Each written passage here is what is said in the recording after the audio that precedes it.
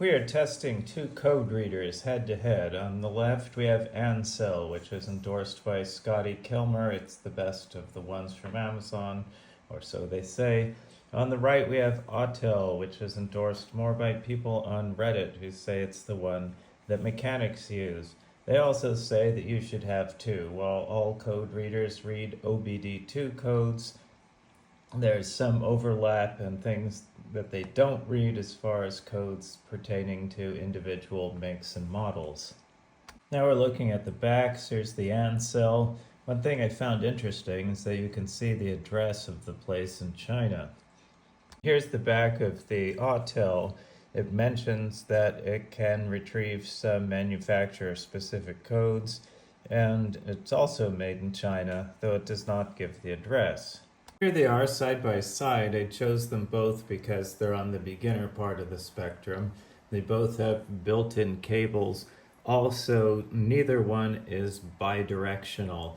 The bidirectional ones are the more expensive ones. That means you can do things like command the engine to do things, run a test on a fuel pump, and that sort of thing.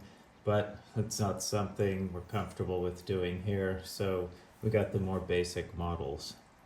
And now we have the car turned on and we've got the Ancel, so we'll look at the OBD2, see what comes up.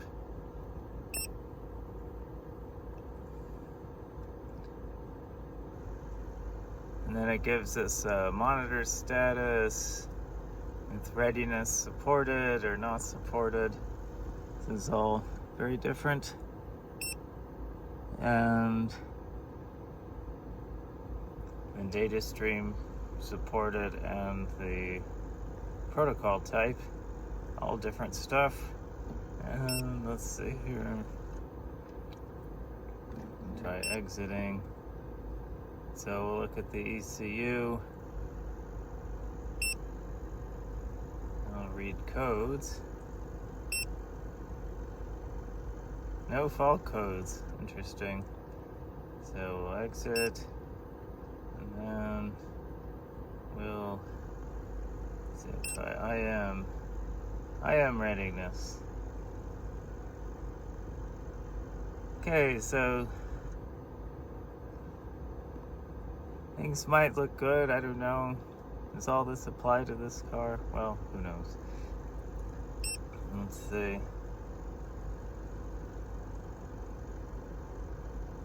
Okay, so there's something on how to read it for the future.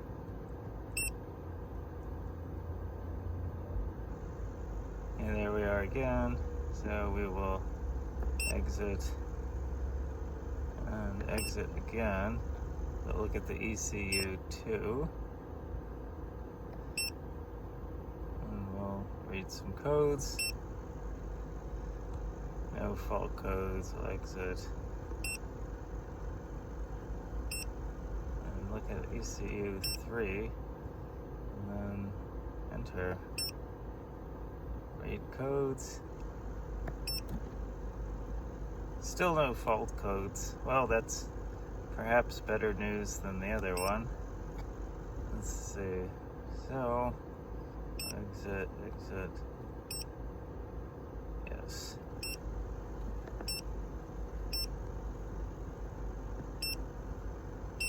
Okay, that's as much as we know about the Ancel. One feature the Ancel has is a data stream, so we'll look at all items, see what that is. So it gives us what's happening with the fuel system and so on. Press the downward arrow and you go this way. The engine coolant appears to be pretty warm at 51 degrees C. It's a hybrid, the engine isn't running, or the gas engine isn't. It's a timing advance. The intake air temperature is kind of puzzling. It says 31 degrees Celsius, and the outside air is nowhere near that warm. And there's some other information that I don't understand, but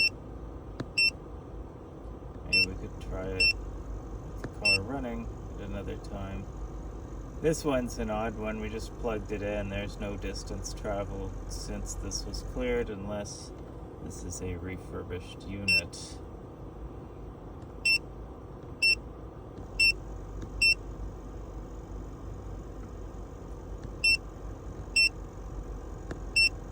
Okay, so that's a look through that information.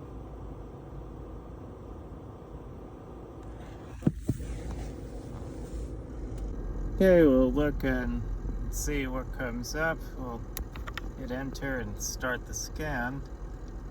Okay, we have 0 codes found, 5 monitors, 6 monitors are okay. So we'll look at this, hit read codes, see what's in here anyway.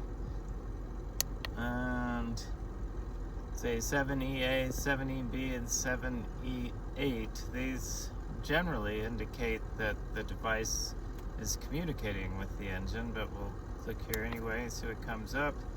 No codes are stored in the module. Press any key to continue. Well, okay, well, that's what we have from the Autel. We will go back to the previous menu. We'll look next at the freeze frame and enter.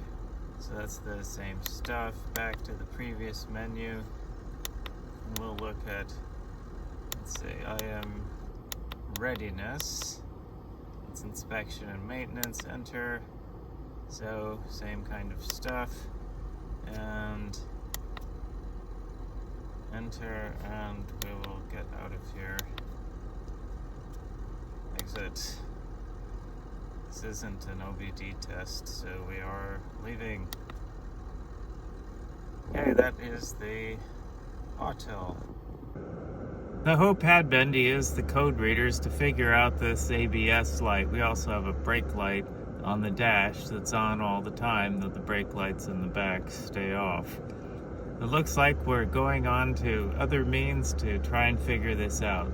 The tire sensor light has been on for at least 5 years. Tire sensors are very expensive, so we let that one go. And there's the dashboard brake light we were talking about. Hopefully you can stick around and watch the next video.